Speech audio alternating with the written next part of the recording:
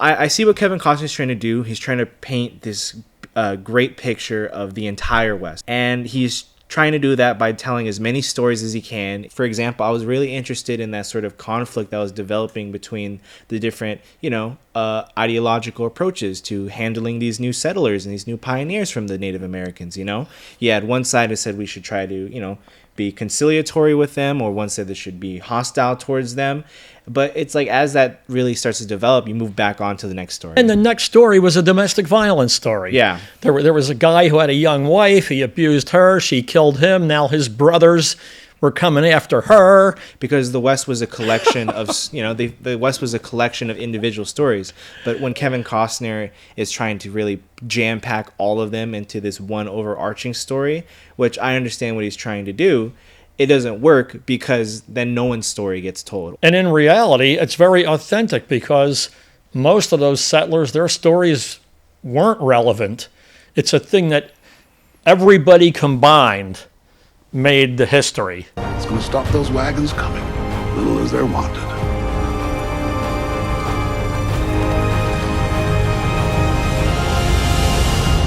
Hi, welcome to The Real Generation Gap. I'm BJ Kang. I'm Fred Satilli. And the movie we're reviewing today is Horizon, an American Saga, Part 1. And Horizon took a good hard fall right off the saddle, didn't it? Yeah. In post-Civil War America, an ensemble of pioneers and settlers try to make their way into new territory, where their stories will make up the legends of the Wild West. I think they went into too much territory. Yeah. You were talking about it. How did you feel about that? So I see what Kevin Costner is trying. So here's a little bit of background context for this. So Kevin Costner had the idea for a big Western epic starting as far as like 1988, I believe. So he had been working on this script and this idea for a long time. And Kevin Costner is a really big fan of like the West, and like Western stories and cowboys and all that. And so am I. I came dressed in my best cowboy or rural attire if I could. You can't really see it right now, but I'm wearing boots right now. I wish I could show them, but... I tried to do the same with my Buffalo Soldier, It's got Buffalo nickel buttons and that. I see that. Yeah. And so I see what Kevin Costner's trying to do. He's trying to paint this great picture of the entire West. Not just one story, but the entire spirit of it, the entire legend of the West. And he's trying to do that by telling as many stories as he can into one bigger picture, but it's too much. It's way too packed. It's stuffy is the best way to really put it. Well, I couldn't agree more. It'd be like trying to tell the story of World War II in 3 hours. Yeah. Right? You have the air battles, the sea battles, the land battles, the European battles, the whole rest of the world, then the whole Pacific battle, the Japanese and attacking the Chinese, right? And that whole thing. And you couldn't stuff that into 3 hours. You couldn't do it. You know how I felt about this? This was not a movie. This was a mini-series that we saw the first 3 hours of. And it was reinforced right in the effort, because at the end they showed you scenes from upcoming episodes, right? So if you're going to make a mini-series, make a mini-series. Just because we saw it in the theater didn't make it a movie. I didn't think it had any of the elements of a movie. It's like when rock bands try to make a rock opera, it's not an opera, and unfortunately, this was not a movie. Now, don't get me wrong. First, love Kevin Costner. Yeah. And I really appreciate what he did. And the production of this is spectacular. The cinematography, the music and everything like that. The actors were all great. But you couldn't fall in love with anybody because there were way too many storylines. Yeah. It was just, as you said in your first statement, just too congested. There was no air. It is 3 hours long, and it's not until like after the first hour that you really get to meet someone who you think is sort of the main characters. I would say, Kevin, I know that you said personally did not feel like there was any main characters to this movie, but to me, I think it was Kevin Costner and Marigold. I forget Kevin Costner's character's name, but it was his character and Marigold, that they were the main characters. And you don't but then you had the guy in the cavalry, right? Yeah. Sam Worthington's character, He was really a big... Oh, look at the cast. My God, there's too many people, Yeah. I mean, how are you going to fall in love with all those people? but it was great. And then the Indians, they're spectacular Indian scenes. Yeah. You know, and they were sort of portrayed both ways. Like they were the hero and the villain. Yeah, that's what Kevin Costner is trying to do in this. He's trying to capture the history of the American West, you know, that westward expansion, Manifest Destiny, and the complicated nature of it, of two people both trying to flourish and live, but the bloodshed that comes behind it, the corruption and the redemption. But, you get introduced to both sides, and right as you're starting to get interested, like for example, I was really interested in that sort of conflict that was developing between the different ideological approaches to handling these new settlers and these new pioneers from the Native Americans. You had one side who said we should try to be conciliatory with them, or one said this should be hostile towards them. But it's like, as that really starts to develop, you move back on to the next story, or back to another story. And then the next story was a domestic violence story. Yeah. There was a guy who had a young wife. He abused her. She killed him. Now his brothers were coming after her, and she was like a good woman now, but used to be a prostitute, which to me doesn't make you a bad one. But, it was like, that could have been just that story. Yeah. The fact that you pointed out that alone could have been one story, I think, is kind of what characterizes a lot of Western movies, a lot of Westerns, is that the West was a time of expansion, of pioneering, and everyone was going to this new territory to make their own paths, to find their own fortunes. So you have a lot of individuals all forging their own individual path, and that's what the West is. It was a wild time where everyone was very individualistic, as well as, there's no law. Yeah, well, it was lawless in one regard, but then they had the law, right? Yeah. So sheriffs and marshals and the military were coming in, and everyone was trying to impose their law. The Indians had their own concept of life that was diametrically opposed to the settlers' concept of life. The Indians had no concept of land ownership. They were nomadic. There were no Indian towns in the Old West. It's kind of like how Africa doesn't have any ancient cities. In the West, it wasn't like, well, they went out to Oklahoma and the Indians had 10,000 people living in a great big community. They had farming going on. They were all settled. They were making inventions. That didn't happen. It was just these giant nomadic tribes. They were as nomadic as the buffalo and the deer. It was kind of the same thing too for the settlers too, because they're expanding into this new territory. So society for them has not been set up. So it's just these individual pockets, or these individuals, these drifters, these outlaws. And it couldn't be, because you had fur traders, you had ranchers, you had miners, right? People they wanted the gold mine and stuff like that. All kind of people were out there, all kinds. Yeah. Guys went out and opened a store, hopefully near the railway. And that's what really characterizes a lot of Western stories, is that they find one aspect, or they find one person's story, because the West was a collection of, the West was a collection of individual stories. But when Kevin Costner is trying to really jam pack all of them into this one overarching story, which I understand what he's trying to do, it doesn't work, because then no one's story gets told, or no one's story is really understood, or there's nothing tangible. They're not relevant. Yeah. And in reality, it's very authentic, because most of those settlers, their stories weren't relevant. It's a thing that everybody combined made the history. Yeah. There wasn't people who just individually, even people like Buffalo Bill. Yeah. If that incredible show wasn't brought to the rest of the world, it really wouldn't have mattered. I see. I think it's interesting that you said it was something like a TV miniseries, it packed totally into is. 3 hours.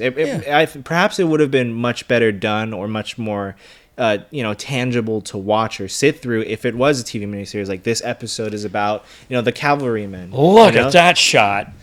Imagine being the guy, the costume person that dressed and everything. These are like normal, regular guys, just like you and me. They're actors, right? They look pretty authentic to me. Now, I interrupted you, and your thing was, well, maybe this should have been a miniseries. And Costner proved how good he was at doing that. He made Yellowstone, and it was great, right? And people watched it week after week, and they binge watched it and rewatching it. So this is what he did here was very entertaining for 3 hours. It just wasn't a movie.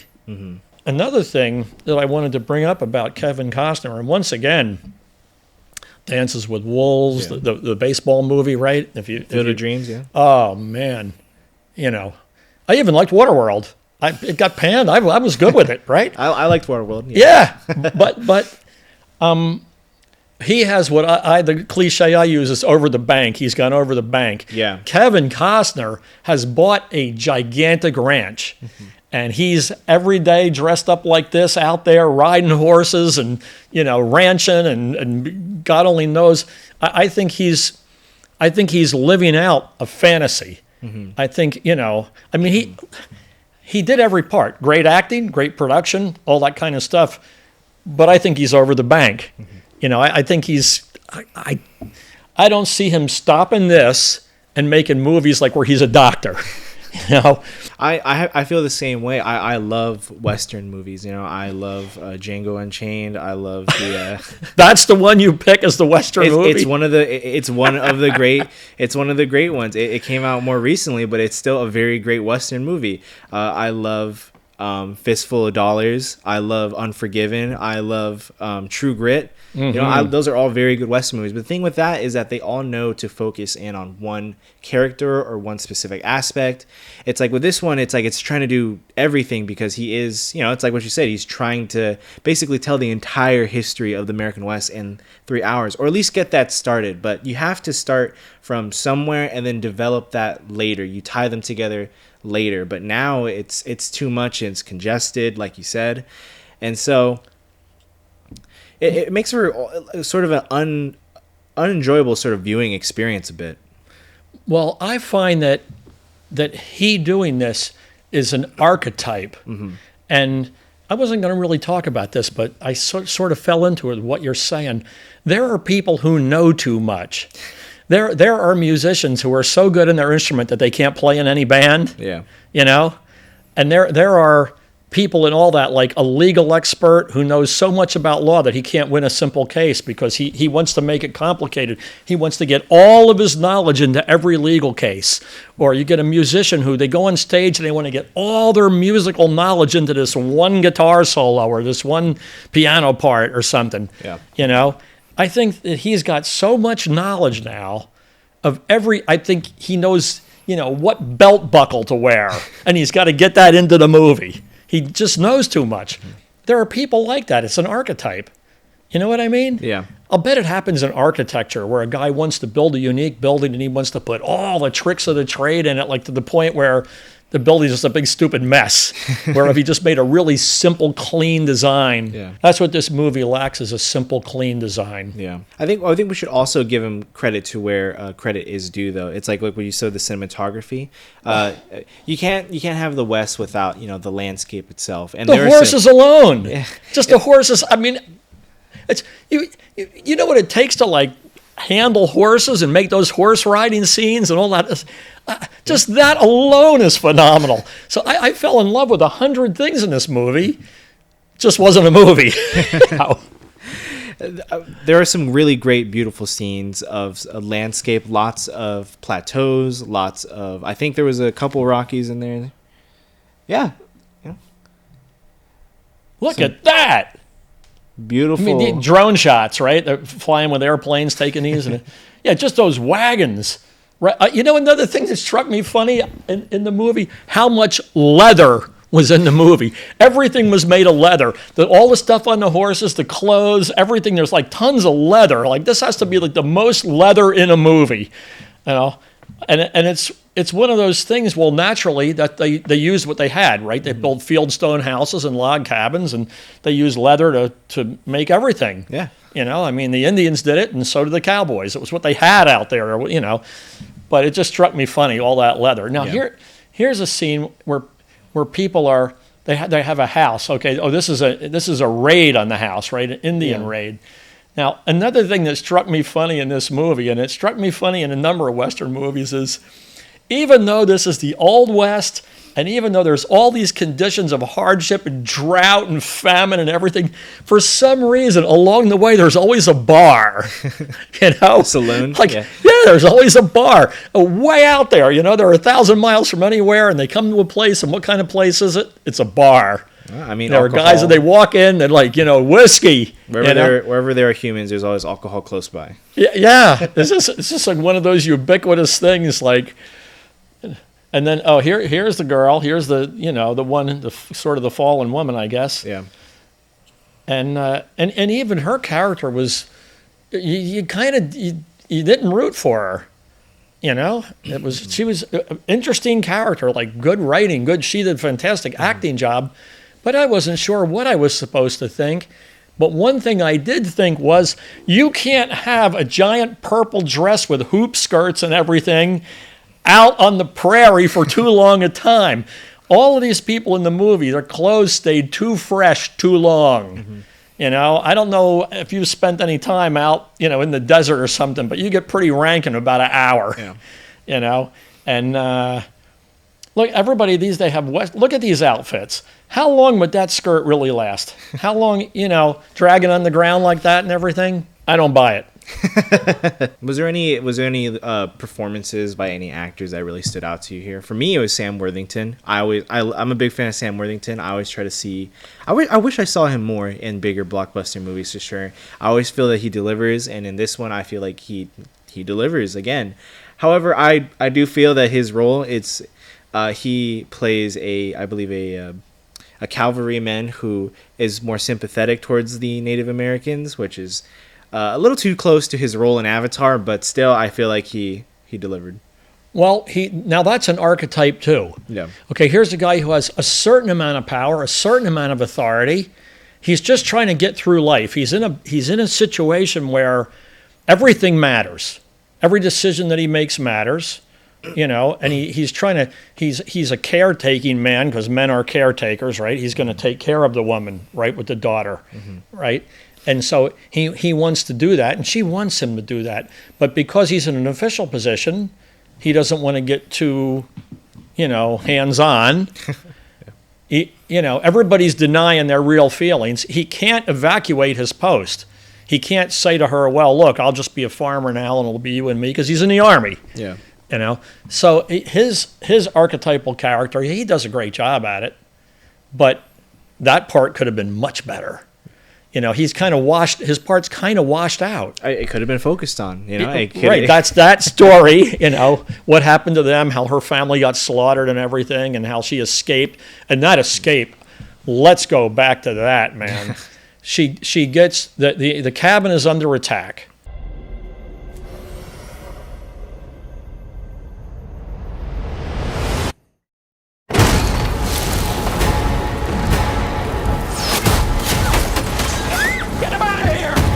Get in there, quick.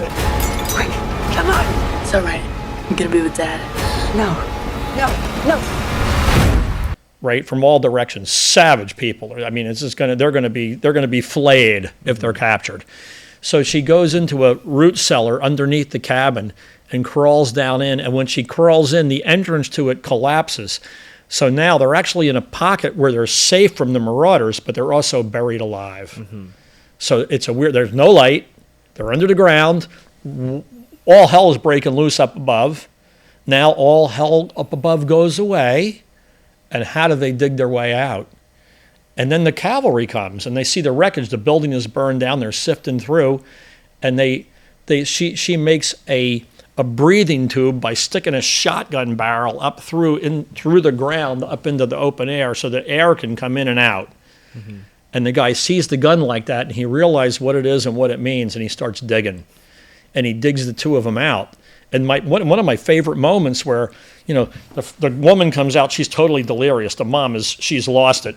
She's PTSD to the, she can't make sense of even life. Her daughter has still got it together. Her daughter, thank you for digging us out. And the soldier goes, are there any more? Are there more? Like you didn't think of that, did you, when you were watching the movie? Like you saw them come out and you knew they went in, but the soldiers didn't know that. So he's like, he wants to keep digging. But she says, no, it was just the two of us. and she say everybody, like we dug them out, and this only, you know. But if there had been more, then they would have had to keep digging, right? Yeah. And maybe find dead bodies or God knows what. So yeah, that was an incredibly dramatic scene. Yeah. And everybody, you know, it just, the movie was full of those things.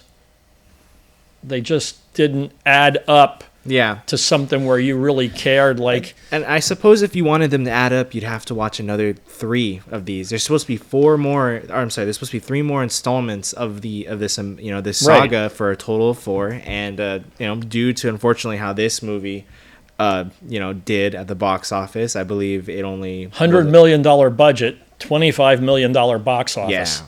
That's a lot of loss. And now the next one, which was supposed to come out in August, has been canceled. And now it's kind of got us, and this movie is really going to make you be like, is this worth really seeing the next one? And I suppose that's a lot of question. That's a Looks question like that's we're a not lot. going to get to. Yeah, we might not even get to it because of just, this shows like how if you don't start it off strong, then you might not even get the chance to complete the story. Like I said, I admire what Kevin Costner is trying to do, but if he had started it off in a much more, neat, in a much more neat, clean way, like you said. My friend says if the first button goes in the wrong buttonhole, no matter what you do, Exactly. you're never going to get the shirt right, you Yeah. know.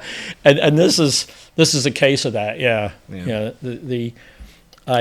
For all of Kevin Costner's dedication to every part, to the art, to the history, Yeah. to all the the man is